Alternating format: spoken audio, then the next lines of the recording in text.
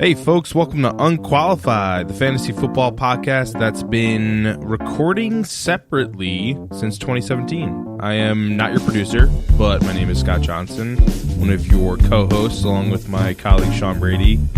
And you know the drill, we're here to make you make your friends look like idiots. I did not say that correctly, but you get the drift. You get the point. We're going to do a little different format this week, so due to some scheduling maybe issues, and by scheduling issues I mean it's all on my end. I'll take the L on this. I have a bachelor party for shout out cousin Tommy J. Burke. I think that's his middle initial, but what's up, dude? Can't wait for Nashville this weekend. I guess I think I'm cool and just didn't schedule out correctly, so we wanted to make sure the you cuties out there are still proud of us, still getting the content that they need and deserve to make their friends look like idiots, meaning you all. So, gonna get into a little more about a preview of week 3. Had a crazy week 2, but things seem to kind of stabilize a little bit more than week 1, which is always wonky. But do a little bit of a deep dive into what happened in week 2 and our kind of overall, take on the season so far, and then we'll get into I'll get into the Crunchwrap Supreme matchups, and Sean will get into a couple other ones, and we'll give you all the content that you need. Find us in the channel still, but let's talk a little bit about week 2. Who went off? You got Lamar Jackson, Pat Mahomes, who look like they're neck and neck for the MVP early candidates here. Unbelievable so far. Lamar Jackson is showing off some extremely impressive throwing prowess here. I don't think anyone expected it. Also, the first player in NFL history to have 250 yards passing and 120 rushing, which seems incredible that this is the first time this has happened. Apparently, Mike Vick didn't get it done, but Lamar Jackson is making a huge name for himself here. And then Pat Mahomes, I don't know how he still does it, but 4 touchdowns in the second quarter against a division opponent in the Raiders. Unbelievable season already, and unbelievable season last year too. I think Sean, I don't know if he coined this phrase, but first time I heard it was from Sean, and he is the Steph Curry of the NFL. So this is going to be an amazing matchup between the two of these guys. We're going to talk about that in a little bit, but running back Aaron Jones, Dalvin Cook, Austin Eckler, putting in some solid seasons right now. Kenny Golladay, pass catchers, Calvin Ridley. Manuel Sanders back from the dead a little bit, which is amazing that he's even on the field right now. Mark Andrews, Vance McDonald, Patriots defense, Justin Tucker, just to name a few from week 2. And what you're kind of seeing is a changing of the guard. You see Big Ben, unfortunately, out for the year with a bad elbow. Drew Brees out for about 6 weeks now. Pretty bad thumb injury against Aaron Donald, and it kind of hit his helmet, which looked pretty nasty. Couldn't grip a ball. Eli Manning getting benched for Daniel Jones. So you're kind of seeing this changing of the guard. These quarterbacks and kind of older players, Alshon Jeffrey, Deshaun Jackson getting hurt. And you're seeing these new age Kenny Golladay, Calvin Ridley types taking over. So having said that, you're also seeing some teams that used to be top contenders kind of looking a little shaky now. Saints and Steelers are obvious choices here, but not really liking what we're seeing from Cam Newton in Carolina. Jaguars. Packers are 2-0, but it hasn't looked pretty at all. Bears have been held back by Mitch all season, so it's what we're kind of seeing, and the trends that are probably going to continue. But without further ado, going to get into the Crunchwrap Supreme Games of the Week. Hey folks, this is your co-host Sean Brady. So we may sound a little different to you guys this week. We're actually recording separately because our schedules are the craziest they've been since we actually started doing the podcast. Scott is actually flying out to a bachelor party midweek, and we fuck with a lot of things out there, but bachelor party sanctity is one force of nature that we will absolutely not fuck with. So before we take a look at our Week 3 Crunchwrap Supreme Games of the Week, and in the spirit of those festivities, I thought it would be a good idea to take a look at our honorary early season fantasy football bachelor party lineup for 2019. And you may not know what that means at all. It's a long title, but let's start with our quarterbacks here, and we'll kind of figure it out along the way. Together, you and me, the you cuties. So at quarterback, I just want to nominate Dak Prescott and Lamar Jackson here. And these guys are the guys in the bachelor party squad that either you didn't really know that well going in, or you'd kind of fallen out of touch with them. But they are the fucking life of the party here. They are riding the mechanical bull like a surfboard. I don't know. They're buying shots for the whole bar. And in the fogginess of all those good times, you wonder if those guys are going to be your best friends for life. 2019 has been certainly a party for the Ravens. I mean, they faced the Dolphins and Cardinals so far. And for the Cowboys, they've played the Giants and Redskins, and now they get the Dolphins coming up, another cake matchup. But will this friendship last past the drunken good times? I think rocky roads might be ahead here down the road. Not necessarily saying you should panic, but keep in mind that schedule has a lot to do with the success, just like the Bachelor Party has a lot to do with how cool some of those guys might seem just because they're not ruining the fun. Let's move on to the running backs, where I think Dalvin Cook is probably the breakout guy of the year so far. To me, he is the guy getting married in this Bachelor Party. Just like the future groom, the whole shebang in Minnesota has been designed specifically for him, tailored around his success and him having a good time. And he is Killing killing it this year in that Kubiak running system, frolicking around like he deserves to after navigating such a brutal first go-round in the first couple of years of his career with offensive schemes that were just really outdated or almost like counterintuitive to his strengths. He's finally found his perfect match, that wife, that system. So keep in mind, though, here's my other little caveat here. Keep in mind that Alexander Madison is still lurking here. He's the guy that's always had a thing for the bride, and he's tailored his look in a very obvious attempt to mimic her type, a.k.a. the groom. He's just trying to be the groom, and he's really just waiting. As soon as he smells blood, he might swoop in. So I would suggest locking up Alexander Madison in handcuffs. Keep your enemy close. Pick up that handcuff because I think he might be the most important handcuff of 2019, given Dalvin Cook's injury history and how great he looks so far this year. And don't let that guy, that creepy guy that's always had a thing for the bride, you just want to keep him under wraps, and you don't want him to become a problem down the road. Let's move on to the wide receivers, where we have Marquise Brown and Terry McLaurin. These are the girls that your squad seems to keep running into everywhere. No one seems to be sure what their motives are. Maybe they're strippers. Maybe they're trying to swipe your casino winnings. Maybe both. And they're just trying to make off some quick cash before skipping town. All anyone can agree on, though, is that they are fun as hell when they're around. They're the good luck charms blessing the dice rolls at the craps table. But in the pit of your stomach, you're just waiting for the shoe to drop. And I'm here to tell you finally that I think this is okay. I think in this case, in the case of Hollywood Brown, and I'm giving him a new nickname, Scary Terry, or Oh Lord Terry, like that Vine, Terry McLaurin, I'm willing to say fuck it. I think I'm in love with the stripper here. For those ballsy enough to start these guys, I think we might not just have one, but two legit fantasy stars in the making here. Capitalize on the fear of conventional wisdom. Other people are going to start to think that these guys aren't for real. Swoop in, trade for them, pick them up if for some reason they're still out there, because these guys are uncommon rookie talents, especially Hollywood. I think he's outrageously talented, and he's going to be a guy that's getting drafted in the first 3 rounds for the rest of his career. And we'll wrap things up with TJ Hawkinson here, who I was very high on last week, but to me, he's the younger brother of the groom. He has an epic, capital EPIC, epic night one, and he reminds you so much of your other pal, in this case George Kittle, like the perfect glue guy that you have to almost do a double take all night, right? He's making great calls on when to hop to the next bar. He, quote-unquote, knows a guy that hooks the squad up with access to the Wet Republic pool party in Vegas. He wingmans for the boys all night, but he can't keep it going all weekend because he doesn't even make it out of the room on night 2. We've all been there. Hawkinson was there this year so far in 2019, and then you remember when he doesn't make it out on night 2, he just overdrinks at the pregame, and he's passed out cold, and he puts up 1.7 fantasy points. Then you remember why you don't trust rookie tight ends or the youngest member of your bachelor party. Whew. All right, so side note, this exercise got me really fired up, and I just wanted to throw in, me and Scott discussed who our actual fantasy football dream bachelor party squad would consist of, like the best of the best overall. And I think we got to start with our guy at the moment. He's the guy that isn't in your life for long, but he comes in so red hot that you got to invite him to the bachelor party, and he's a key member of the squad. Gardner Minshew. The drip is real. He is the smooth talker in this group. Love him. I am actually very much looking forward to seeing what he does Thursday night, even though you guys won't hear this till Friday. Love Gardner Minshew. I'm all in on Minshew Mania here.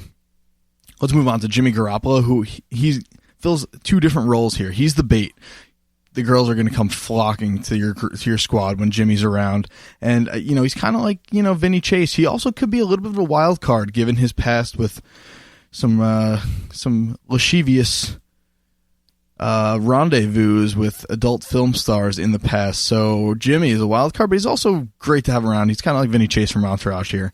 David Johnson might seem out of place at first, but he is the classic good guy groom. Love David Johnson. Not much more to say about him. Juju Smith-Schuster, he's the kid brother. He's kind of like that TJ Hawkinson type.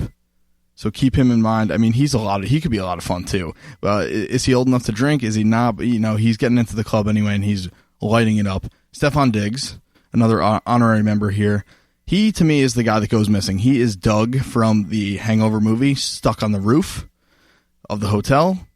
He might also be the one with the incredible luck. He might also fill the role of Zach Galifianakis, like lighting up the tables by counting cards. So Stephon Diggs, another one of those wild card type guys that I think would be a great member of a Bachelor Party squad. And they're going to wrap things up with two of my favorite guys in the NFL, tight ends. Travis Kelce, he's the alpha. He's that Bradley Cooper type. And George Kittle, the glue guy. I just needed an excuse to throw Kittle in here, and I think he might actually be getting the invite to my future Bachelor Party if he comes through in 2019 for my squad. So that's our actual dream team. Me and Scott kind of drew those up together, and I'm very excited to deliver them to you. And I really hope that Scott survives this weekend so we can have an episode next week. All right, let's get into the Crunchwrap Supreme games of the week. Obviously, everyone knows Crunchwrap Supreme. It reigns supreme at Taco Bell. Our hopefully sponsor soon. But these are the games of the week. So the games that we're looking forward to the most here. Ravens at Chiefs, like I just said before, two candidates, top runner-ups for the MVP in the early stages of the season here. Lamar Jackson and Pat Mahomes. This is going to be a huge matchup here. They both crushed their opponents in the past 2 weeks each. I love it. I mean, I love Lamar Jackson. Nothing better than when a good guy is silencing his critics. Apparently, he pulled off to the side of the road after the game and signed some autographs with some fans that recognize him. So seems like a wholesome guy here, but keep on riding the train. This is the week to start him, especially in what's going to be a shootout. Ride the Mark Andrews, Hollywood Brown train and wave while you still can. I don't know if it's even a time to sell them high. I think this might continue for the rest of the season. Mark Andrews has had the fourth most points scored for a tight end and the fifth most yards receiving for a tight end in the, I think, 9 or 10 games that Lamar Jackson has been at the helm. So Lamar Jackson loves Mark Andrews here. Hollywood Brown, he proved to be a pretty big deep threat 2 weeks ago in week 1. And then last week followed it up with about 10 targets and 8 catches for yards per catch of about 10.3. So this guy can kind of do it all. And I didn't see this coming. Sean, I know Sean saw this coming from the beginning of the season, but if he's still out there, just do a quick check, pick him up. On the Chiefs side, Pat Mahomes is not human, and he is the Steph Curry of the NFL. Demarcus Robinson, I want to talk about him. 6 catches, 142 yards, 2 touchdowns last week. McCole Hardman is also another target that you could pick up. 6 targets, 4 catches, 61 yards, 1 touchdown. It's just this offense. And honestly, you just need a piece of this offense to be effective this year. I don't know that Demarcus Robinson is a pickup because it's a very short-term thing right now that you would have with him. Tyreek Hill is coming back. They still have Sammy Watkins, who had a quote-unquote off game after his week 1 explosion. But McCole Hardman is there. It's a lot of mouths to feed here. They still have Travis Kelce, Damian Williams out of the backfield, LaShawn McCoy. So it's anyone's guess who's going to kind of come out of the woodworks in any given week. Demarcus Robinson, to me, he's like kind of the odd man out, and I think this is just kind of luck, to be honest with you, as silly as that sounds. McCole Hardman is a guy that they drafted really highly, that I'm pretty high on right now. I think he's the best Tyreek Hill replacement if you're looking for one still, and if he's still on the waiver wire, pick him up. Dumpster dive Sunday, pick him up. This is going to be a good matchup and a huge shootout, like I said. So the line is the Chiefs -6.5. That's a tough one. I think I'm going to go with the Ravens. I think they've proven that they can kind of hang with them all right now. And I'm going to take the Ravens to cover that one. Next matchup, we got Saints at Seahawks, which is a pick 'em. I'll get to that in a second. But Saints, Drew Brees missing up to 6 weeks is a killer for this team. Teddy Bridgewater looked early and often for Jared Cook, though. So I think that bodes well for him. You got to stand strong with Jared Cook. If anything, if he doesn't do well this week, maybe a time to cut bait. Seahawks were middling against the tight ends last year, but on the his teammates, Michael Thomas and Kamara, they take I don't want to say a significant notch down with Bridgewater at the helm, but I don't like what it does for them. So I think you need to temper expectations a little bit there. But again, Jared Cook, maybe this is a week that he kills it, and then you sell him high. Seahawks on the other end of the field here, Russell Wilson is an absolute monster. So it doesn't matter who he's throwing to. Having said that, DK Metcalf is officially one of my favorite rookies now, and I think Shawnee feels the same way.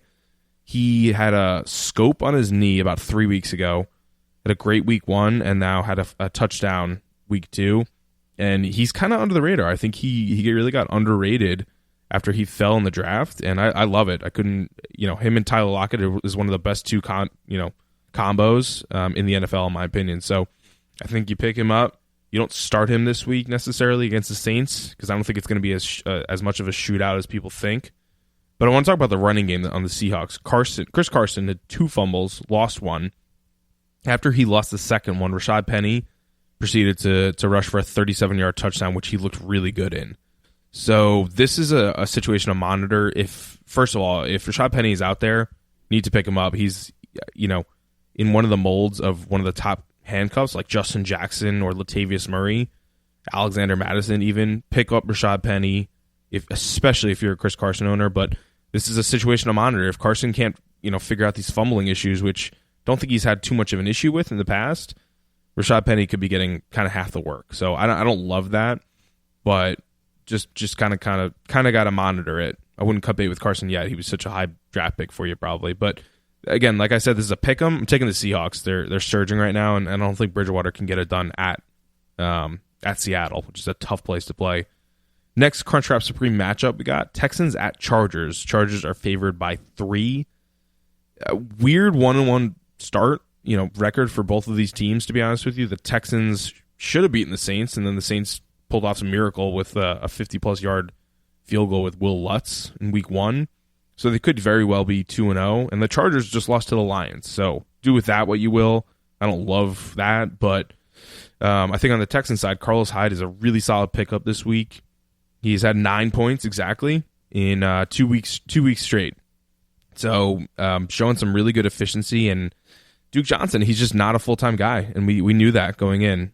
Sean and I both cautioned against that. So Carlos Hyde is a really solid pickup. I think he's a low-end flex right now. I don't think you would have confidence starting him just because of it's only been 2 weeks in the system. But again, wait and see, and then maybe he'll be a full-time flex player after this week. It's not a great matchup, to be honest with him, though. So Will Fuller, it's only a matter of time before he gets a deep shot touchdown.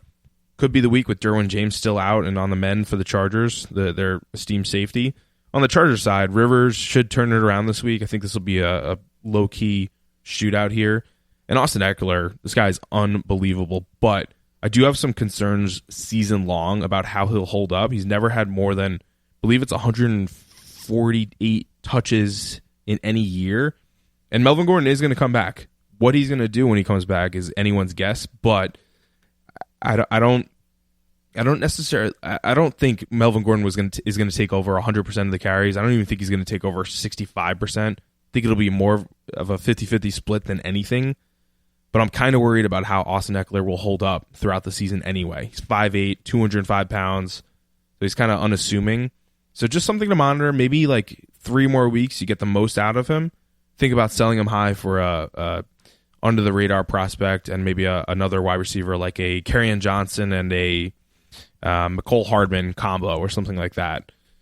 Chargers teammate Mike Williams, he better step it up, honestly, in my opinion.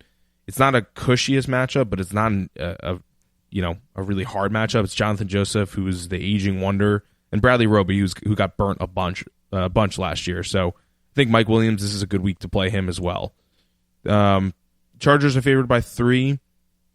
It's a tough one. I'm actually going to take the Texans. I think the Chargers' home field advantage isn't even a home field advantage, so I'll take the Texans in this one. Next Crunchwrap Supreme game we got before I hand it over to the esteemed co-host Sean Brady is the Rams -3 at the Browns. So the Browns' schedule is brutal. I don't know if anyone's looked at it, but if you get a chance, you should look at it for the next 6 weeks. It's Patriots, it's Rams, etc.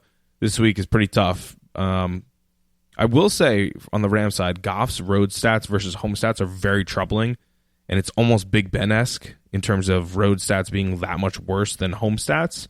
And in the last 9 weeks, dating back to last year, in the regular season, Goff has had 1 or 0 touchdowns in 8 of those 9 weeks, I believe. So that's not that good. And I think what you're seeing is Brandon Cooks, Robert Woods, and Cooper Kupp. You're feeling that if you own one of those guys. It's kind of anyone's guess still. I know we say it every week, but it's anyone's guess who's going to get a touchdown in any given week. Robert Woods was the odd guy out last week in week 2. Brandon Cooks was the odd guy out in week 1. Cooper Kupp has been kind of Goff's safety valve, but this has the mark of a good matchup here, and you'd have to think that these 3 guys will still have season-long value. I just don't think it'll be as good as last year. I think Goff is still a good play here. The Browns secondary, obviously they have pretty good cornerbacks here, but the safety and the rest of the defense, besides Myles Garrett, is not not all that menacing. And they played the Jets last week, so do with that what you will. But on the Brown side, Baker looked a little better. He got bailed out by that slant turned into a huge TD by Odell. The rest of the pass catchers, it's really tough. Joku got hurt in the concussion protocol. Check his status and pick up a guy that, in case you need to. Jarvis Landry, this is tough, man. I don't know what exactly to do with him, but I think you got to hold steady and just downgrade him a little bit. He's a low-end flex, and I would rather play like a Carlos Hyde over a Jarvis Landry just because he's getting so much more work. But the running back situation on the Browns, Nick Chubb broke out finally in terms of a touchdown. So he's still, season-long, still, I think, a top 10 play. Maybe just the end of that 8, 9, 10 kind of spot. And again, Rams are favored by 3. I'm going to take the Rams in this one. I think they'll win by a touchdown here. Browns, I don't know if they're as good, honestly, as people hype them up to be. But we'll see. That is our Crunchwrap Supreme matchups of the week. And I'm going to hand it over to Sean to go over Doritos Locos matchups and Spicy Potato Taco matchups. And also the gambling tip of the week before we send you off on your week 3 adventure here. All right. Thanks to Scott over there for taking us through the Crunchwrap Supreme games of the week. Lucky Scott got the top games, but I get to take a look at some pretty interesting ones here as well with the Doritos Locos Tacos games of the week. These ones are properly hyped, but they're missing some clout. And I know Scott loves saying that, so he'll have to just get back to saying it next week. But we're going to start off with the Falcons at the Colts here this week. 2 teams that are maybe a month before the season we thought might be legit Super Bowl contending rosters, and they don't look quite that good. Let's start with the Falcons here. Obviously much better than week 1. Their week 2 was they beat the Eagles, so that's a solid win for them. The running game still looks brutal, though, and we probably should have seen it coming after Dirk Cotter got hired. I should have seen it coming. I really regret my Devontae Freeman pick. I probably will never shut up about that all year, so I apologize in advance, but I would sit him almost until further notice. I feel like you don't really likely have better options, but this is not going to get better anytime soon unless something drastic happens. The passing game, though, I mean, you got to keep investing there. I think Calvin Ridley is for real, and Julio Jones he's scoring touchdowns, and that's the only thing that has been missing from his game in the past. And now that he's scoring touchdowns, he's instantly the number 2 for me overall fantasy wide receiver, as long as he keeps getting targeted in the red zone and converting those chances. On the Colts side, Jacoby Brissett is admirable, and this is a solid DFS matchup for him because the Falcons' defense is not really that solid. T.Y. Hilton, all of a sudden another similar to Julio almost. He used to be just a yardage guy and a volume guy, but he's getting the red zone looks. He's putting the ball in the end zone, and that's pretty fun. And Marlon Mack is probably going to have a really solid day against this brutal defense. I would stay away from these tight ends, but Brissett's doing a great job keeping Hilton and Mack valuable. The line here is Colts favored by 3 at home. I just think they're a better team. I mean, I know the Falcons are riding high after that win over the Eagles, but the Colts at home here, I think I would stick with the Colts. I probably wouldn't bet on this game, though, because I don't really trust either of these teams and their results so far. Interesting one, though, and I think the way this one shapes out will give us a lot of information about what we can think about them moving forward. Let's move on to the next Doritos Locos Tacos game of the week, or the properly hyped games of the week that are missing some clout, and obviously the Steelers fall into this boat now. I'm really interested to see what they look like with Mason Rudolph, but I'm not that hopeful. I mean, obviously you can't afford to sit Juju, or it's not really the time to cut bait with him and try to trade him away. Maybe James Conner is like a buy low, but I don't think it's going to get that much better, and I'm not the biggest fan of their prospects moving forward. That being said, maybe they'll look pretty good. On the 49ers side, though, there's a lot to be excited about. Jimmy G is a solid buy low, and he's definitely a pickup if he's out there. He should eviscerate the Steelers' defense. Their secondary is just straight up not good. That's why they just traded a first-round pick for Minkah Fitzpatrick. I don't even know if he's going to see the field in the first week that they got him. Even if he does, he's not going to be up to speed enough to really make that much of a difference this week. So, obviously, the passing game you want to be invested in. Kittle, I think Deebo Samuel's the guy that you want out of that wide receiver core. Pettis, I don't know what the hell's going on there. He just, something's going on. Maybe Kyle Shanahan just straight up doesn't like the guy. I don't know. So I would really invest. I think this is the week that Kittle explodes, and I can't wait for that because, then he gets the invite to my future bachelor party. So I'm excited for him. We're going to have a great time down the road. The running back situation is really interesting. Yeah, you can go invest in Jeff Wilson Jr. because maybe he's the goal line back. Yeah, you can go invest in Raheem Mostert. I still think long-term Breida is the guy out of the 3 that are currently playing that has the most value. And I also think that Tevin Coleman is going to be back very soon. So the party will probably become a 2-man party. Hopefully that's the case because if it's a 4-man backfield, it's going to be really hard to justify playing any of those guys week in and week out. Overall, I mean, the 49ers are just so much better than people realize. I'm not sure what the line is because it was a pick 'em just based on the fact that things were so up in the air with Ben. I don't know if they've reestablished a line, but I would take the 49ers at home if this is anything under a 6-point line just because I really think they're going to take it to them. I don't think the Steelers can stop them, and I don't see Mason Rudolph keeping pace with a Kyle Shanahan offense that really looks like it's thriving right now. Let's look at our spicy potato tacos. These are 2 games of the week that are kind of light but sneaky good, and it kind of sucks that the Eagles fall into this category this week because they're pretty short on the wide receiver side, but Carson Wentz is just electric. I mean, this guy, I'm very happy I own him, and I get to watch him play week in and week out with some stakes. I think that Miles Sanders is pretty much the definition of the spicy potato taco. He's light. He's kind of an afterthought at the moment, but he could carry a meal right here. Miles Sanders, I think maybe the breakout's a week away, but I'm really excited about him moving forward. I would say he's probably, I don't know, maybe he's like in the top 5 overall buy low guys at the moment because he's going to have a good rest of the year. He's too talented not to. He already had a touchdown called back, so his outlook would look a lot different had that not happened in itself. So go get Miles Sanders if you can. Drop Jordan Howard. He sucks. We've been saying it for 2 years, maybe 3 now. And then on the Lions side, kind of not hating them so much this year. I mean, Stafford looks so much better than he did last year. Galladay had a nice week too. Kerryon is like a serviceable RB2. He's maybe not like that high-end RB2, low-end RB1 that people were hoping for. And I mentioned Hawkinson earlier.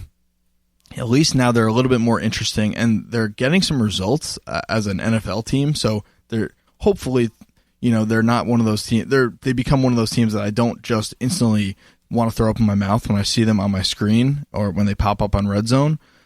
With that being said, the Eagles are favored by 7.5. That's too much for me, especially with them so shorthanded. I think the Lions keep this close. I think the Eagles still win, but there's no way that they cover that and make it a 2-score game. I think this one's going to be tight, and Wentz is going to be tested because Detroit's defense is actually kind of solid. It's light, but it's sneaky good. It just fits the bill here as a spicy potato taco. And let's look at our last game of the week. another guy that's light but sneaky good, and he sort of like Miles Sanders fits the bill here. Kyler Murray is so small. Every week he's going to have passes batted down at the line of scrimmage just because he is 5'9", 5'10". I mean, nobody really knows. He's just a tiny quarterback, but he is unflappable. I really like his demeanor. I really like what he does for Christian Kirk and Larry Fitz. And this team is suddenly back to relevance. That's what we were hoping for coming in.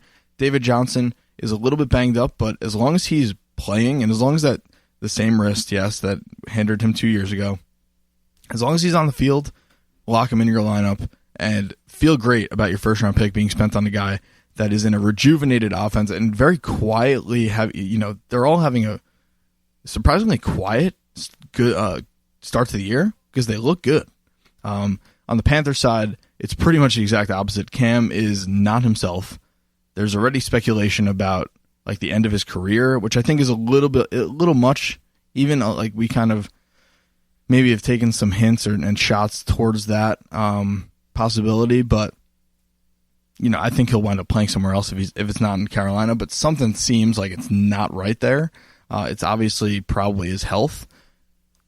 So I'm not really loving the Panthers right now. They're favored by 3.5 at the Cardinals. I'm taking the home dog there because as good as Christian McCaffrey is, Kyler Murray has shown the capability of keeping games close. And I think this is one of those games, and I think this is a game that they can win outright at home and really, really throw dirt on the Panthers season. And this thing might get ugly fast because we know Cam's personality is not necessarily the steadiest. As far as their wide receivers go, I forgot to mention, I don't know, I'm not loving it. I have Curtis Samuel on my bench in one league, and he'll probably stay there until I'm proven otherwise. And DJ Moore gets a ton of targets, but they're kind of like almost empty calories because he's not getting red zone looks. He's not getting the deepest shots, and I need to see more before I trust him as well. So that's more of a wait and see, and obviously it's a wait and see because their quarterback is a big question mark at the moment. And we're going to finish here with our Lev Moss gambling tips of the week. One gamer line that we just can't help but dive in on. I mean, two 20-plus point lines this week. In both cases, I'd probably take the favorites, especially the Cowboys. Maybe not the Patriots. I think the Jets might cover because Bell and Adams are too good. But the Cowboys, there's no chance the Cowboys don't win by more than 3 scores. Take the Cowboys. Minus 20.5. It's an absurd number, but the Dolphins can't score on anyone, and I don't see the Cowboys scoring less than 3 touchdowns on that awful defense. So that's my Liv Moss gambling tip of the week. Go ride the wave for one more week with the Cowboys and rake in some dough. So that wraps up a really weird, but maybe hopefully kind of cool Week 2 recap and Week 3 preview episode for us here at Unqualified. Thanks for sticking with us through our little scheduling difficulties, and hopefully you got you a little jazzed up about the Bachelor Party life. For those of you that might want to reminisce, and for those of you that have something to look forward to. Hopefully Scott survives the weekend and is able to join us next week. But maybe, you know what I'm actually kind of hoping for? I'm kind of hoping he has too good of a time and he forgets to check his lineup because I can't wait to take him down in 2 leagues, the Brady Bros and the Hoboken League this week. I'm hoping I go 2-0 against Scott this week because his eye's off the prize because he's partaking in some of the fun over there at the Bachelor Party at the undisclosed location. Hopefully, you cuties out there have a good week 3 and things start to normalize in terms of NFL stuff and fantasy football stuff and your own lives too. I hope things start to settle down for you if they've been wonky. And always remember to live Moss and stay classy, planet Earth.